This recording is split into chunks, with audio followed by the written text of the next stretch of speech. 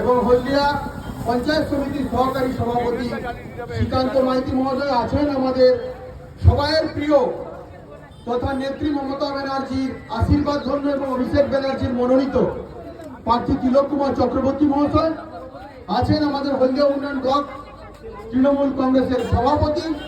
অশোক মাইতি মহোদয় থেকে অন্যান্য নেতৃত্ববৃন্দ প্রত্যেকে রয়েছেন এবং অগণিত মানুষ এবং ভোটারগণ ভোটার দেবতাগণ এবং পথ চলতি মানুষ দোকানদার বৃন্দ প্রত্যেককে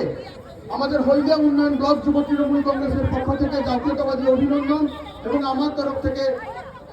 সম্মান শ্রদ্ধা প্রণাম শুভেচ্ছা ভালোবাসা জানিয়ে আপনাদের সামনে দু চারটি কথা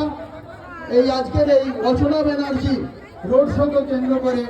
আবেদন রাখছি। আপনারা প্রত্যেকেই জেনে গিয়েছেন আগামী 23শে এপ্রিল